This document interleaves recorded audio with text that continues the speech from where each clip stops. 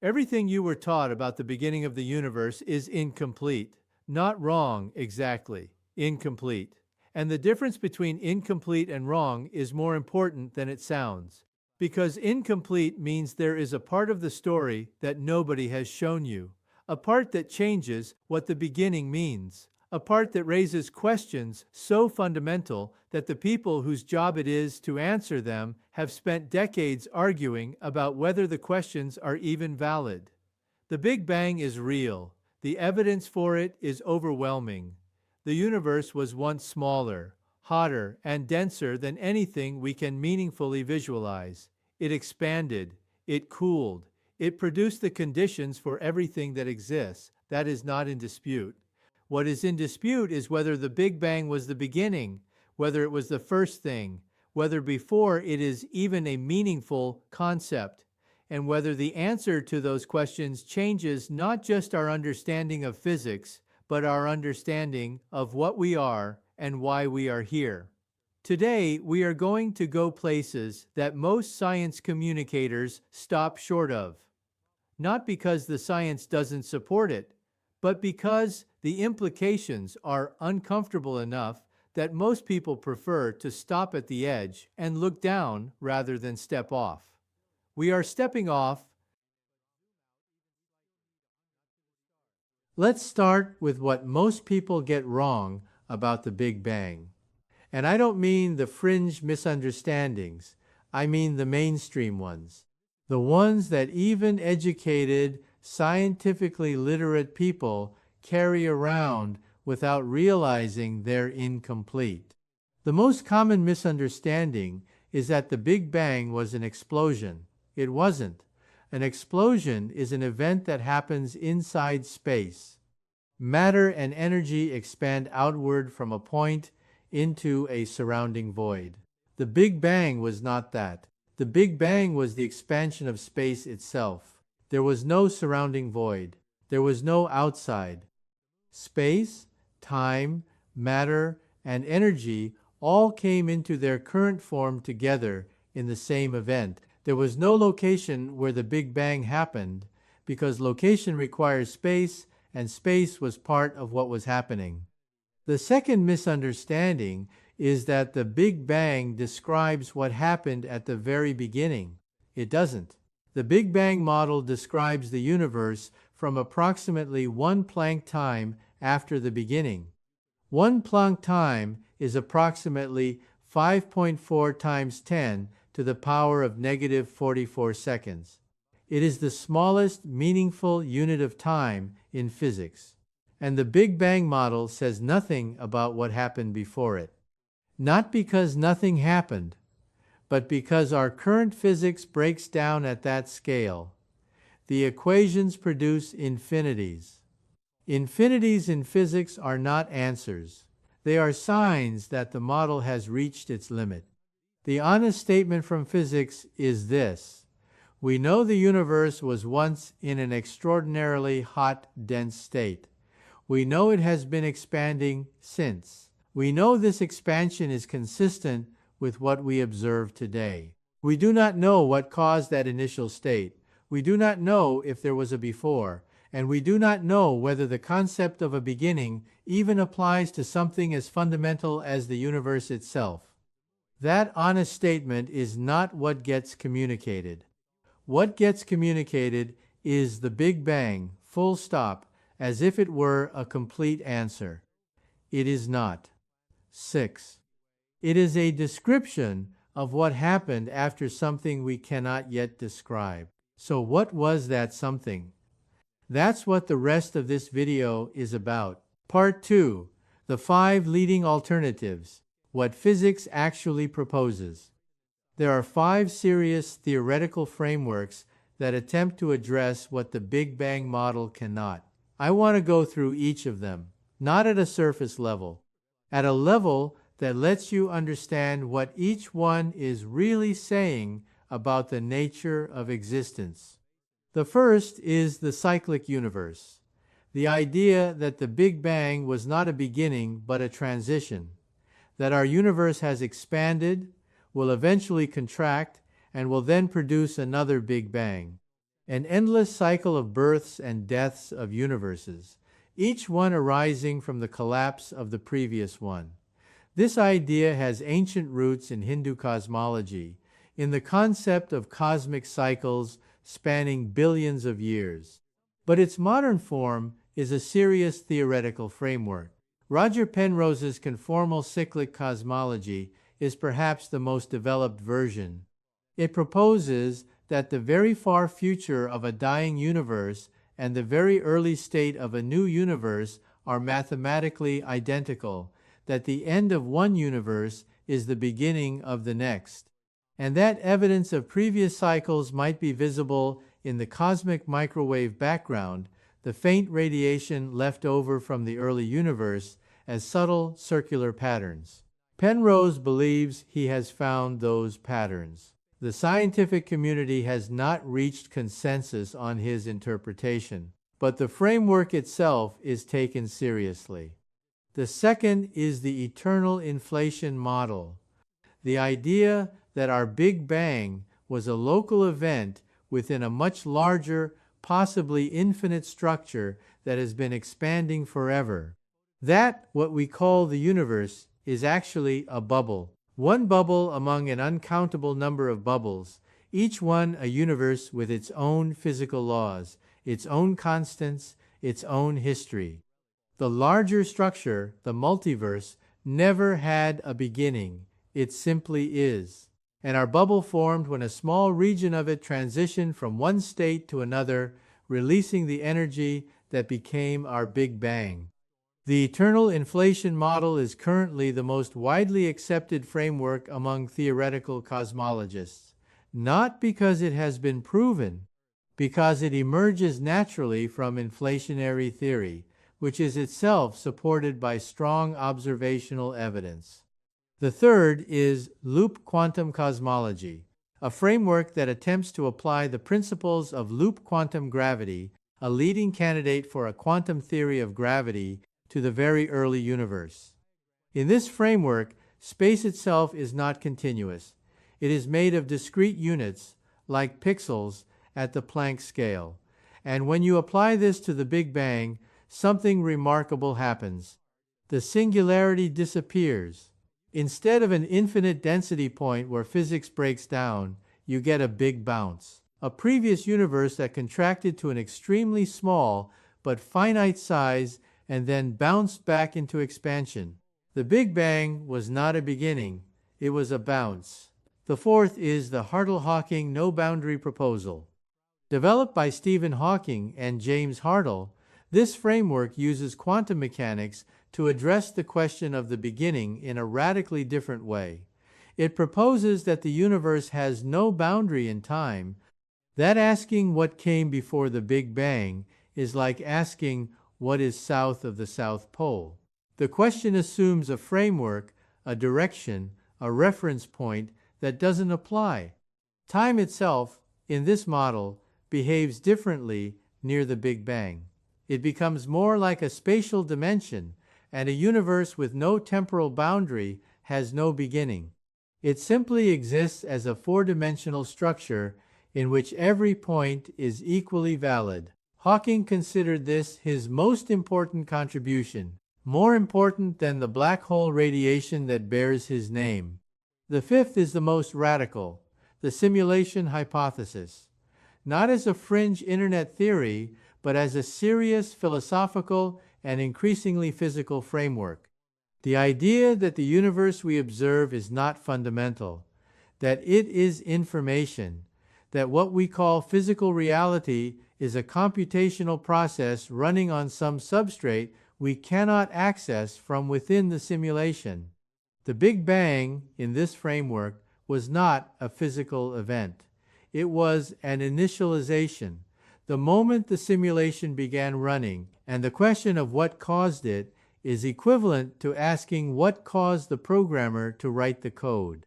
I'm not presenting these five frameworks as equally supported by evidence. They're not. But I am presenting them as the actual landscape of serious scientific thought about what the Big Bang model cannot explain, because that landscape is vastly more interesting and more honest than the single answer most people have been given. Every one of the 5 frameworks I just described has one thing in common. They all, in different ways, avoid the deepest question. The question that philosophy has been asking for centuries, and that physics has only recently been forced to confront directly. Why is there something rather than nothing? This is not a naive question. It is not the kind of question that can be dismissed with a shrug and the observation that if there were nothing, we wouldn't be here to ask. It is a genuine, hard, unresolved question that sits at the foundation of every attempt to understand the origin of the universe. The cyclic universe pushes the question back. If universes cycle endlessly, fine.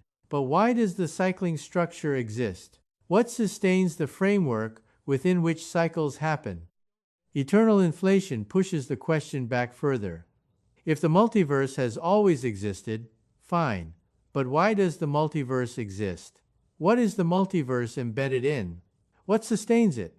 Loop quantum cosmology gives you a bounce instead of a beginning. But what sustains the structure within which the bounce happens? What are the quantum loops of space embedded in? The no-boundary proposal is the most honest about the problem. Hawking essentially says the question is malformed. That nothing, in the sense of a complete absence of anything, including space, time, and the laws of physics, is not a coherent concept within physics. That you cannot derive the existence of the universe from nothing, because nothing is not a state that physics can describe. But this is philosophically unsatisfying, because it doesn't tell us why the universe exists. It tells us that physics can't address the question of why it exists, and that is a different thing. The simulation hypothesis is the only framework that offers a genuine answer, albeit one that raises an infinite regress. If the universe is a simulation, it exists because something created it. But that something exists in a reality that also requires explanation. You have not solved the problem of nothing. You have moved it one level up. The honest answer from the current state of human knowledge is this: we do not know why there is something rather than nothing. We do not know if the question has an answer that physics can provide. And we do not know if the concept of nothing in the absolute sense is even coherent. That is not a failure of science. That is science being honest about the limits of what it can currently reach. Here is where the philosophical becomes urgently practical. Because the James Webb Space Telescope, which has been operational since 2022, is returning data that is forcing cosmologists to revise their models in ways that are still being processed. The standard model of cosmology, called lambda CDM, makes specific predictions about what the early universe looked like. How many galaxies existed at various epochs? How large they were? How structured? These predictions are based on the Big Bang model combined with theories of how matter clumped together under gravity over time. Webb is finding galaxies that should not exist according to those predictions. Massive, well-structured, fully formed galaxies at distances that correspond to very early cosmic times. Times when, according to lambda CDM, the universe should not yet have had enough time to produce objects of that size and structure. This is not a minor discrepancy.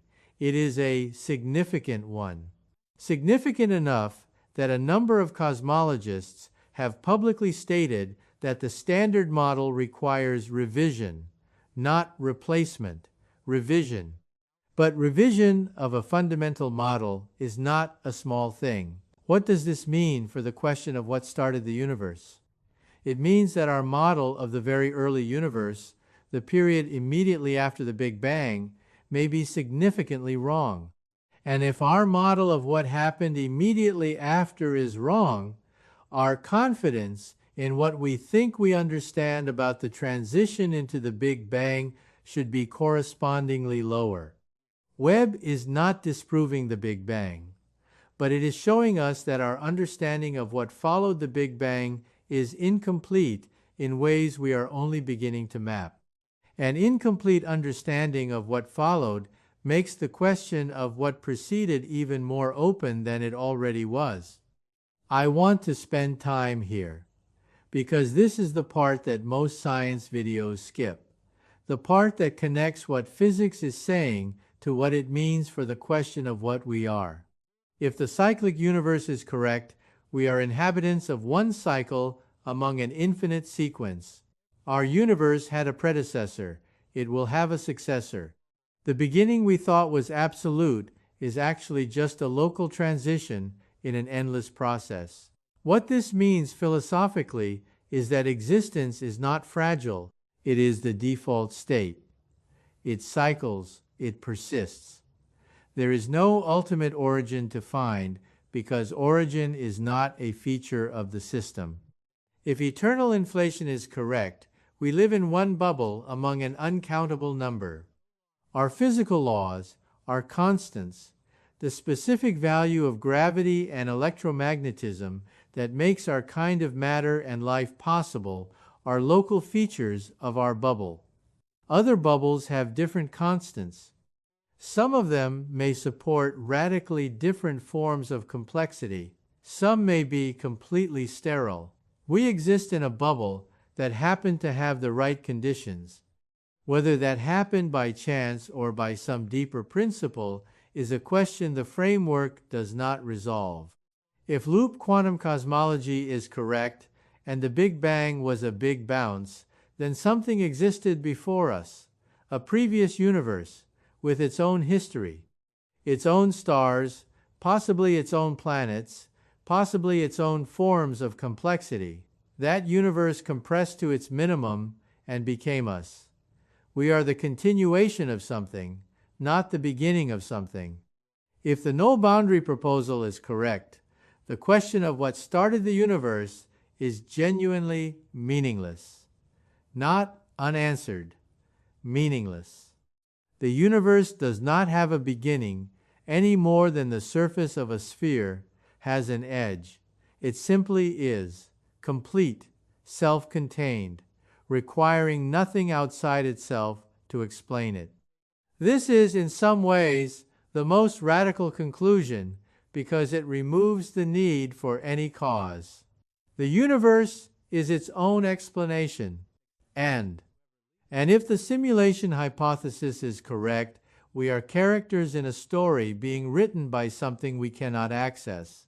Our physics, our laws, our beginning, our ending are all features of the code. And the most profound question is not what started the universe, but whether the programmer left any messages inside it.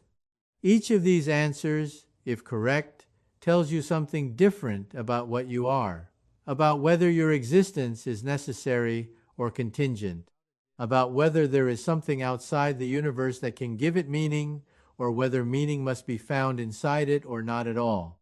These are not idle questions. They are the most important questions, and physics is not yet able to answer them, but it is getting closer, and the direction it is moving in is not toward the simple answer. It is toward the deeper one. I want to raise one more thread before we close, because it connects the question of the universe's origin to the question of our existence in a way that I think deserves more attention than it typically receives. The universe, as far as we can tell, operated for approximately 9 billion years before the Sun formed, for approximately 13.5 billion years before life appeared on Earth, for approximately 13.8 billion years before anything in it became aware of its own existence. That last step is the strange one. Matter became aware of itself. The universe produced, through a process of increasing complexity that we understand only partially, entities capable of asking where the universe came from, of building telescopes to look at its earliest light, of developing mathematics to describe its structure, of wondering late at night whether any of it means anything. Some physicists and philosophers take this seriously as a clue about the nature of the universe. The anthropic principle, in its stronger forms, suggests that the universe's properties are not independent of the existence of observers within it, that a universe without observers is in some sense incomplete, that consciousness is not an accident of complexity, but a feature of what the universe is doing. John Wheeler, one of the most important physicists of the 20th century, spent the last decades of his life developing what he called the participatory universe. The idea that the universe is not fully real until it is observed.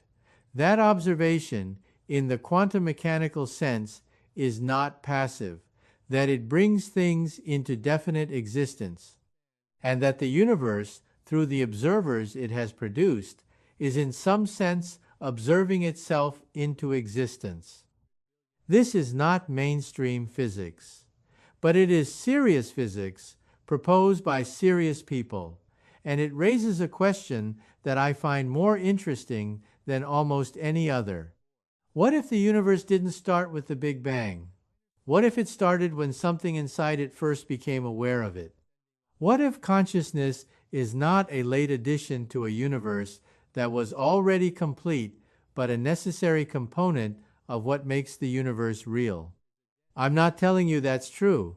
I'm telling you that the people who think hardest about these questions have not ruled it out, and that the question of what started the universe and the question of what we are may not be as separate as they appear.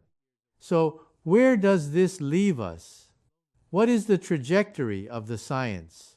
Where are we heading? The next decade is going to be extraordinary for cosmology. Webb is already rewriting our understanding of the early universe.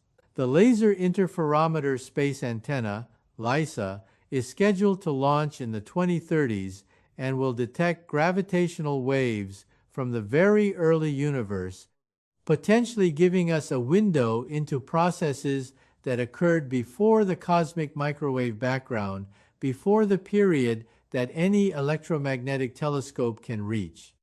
The CMB S4 experiment will map the cosmic microwave background with unprecedented precision, potentially finding signatures of pre-Big Bang physics. The patterns that Penrose predicts from previous cycles, the signatures that inflationary theory predicts, the anomalies that might point towards something we haven't yet thought of. Theoretical physics is in a period of productive crisis. String theory promised a unified framework and has not yet delivered testable predictions.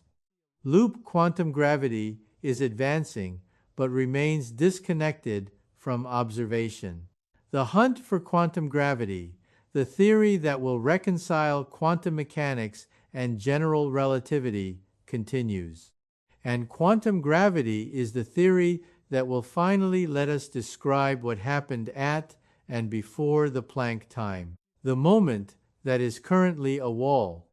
When that wall comes down, what is behind it may be the most significant scientific discovery in history, not because it will answer all the questions, but because it will finally let us ask them properly. We are, in the history of human understanding, at a very early stage. We have been doing science for a few hundred years. The universe has been doing whatever it does for 13.8 billion. The idea that we have reached the fundamental answers, that the Big Bang is the complete story, that our current models are the final word, is not humility. It is its opposite. The biggest questions are still open. And open questions are not failures. They are invitations. The Big Bang didn't start the universe. Or it did, but it wasn't the first thing. Or the concept of a first thing doesn't apply.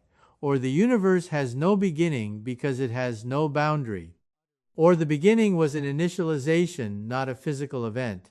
Or the Big Bang was a bounce from something that came before. We don't know which of these is true. We may not know in our lifetimes. We may never know, but the asking matters. The asking is what makes us the strange and remarkable thing that the universe produced when it made beings who could wonder about their own origin. Every culture that has ever existed has had a creation story, a story of the beginning, of how everything came to be. Those stories are not just cosmology, they are meaning-making. They are the attempt to understand not just what is, but why it matters that anything is at all.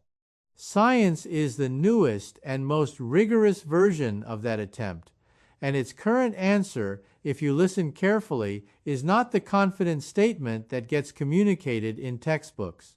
It is something more honest, something more interesting, something that sounds, if you strip away the mathematics, remarkably like the oldest question. We are here, the universe is here, and we do not yet know why. That is not an ending. That is the beginning of the real conversation. Subscribe if you want to keep having it. Drop a comment with the framework that resonated most with you. And share this with someone who still thinks the Big Bang is the whole story. Because the whole story is considerably stranger and considerably more beautiful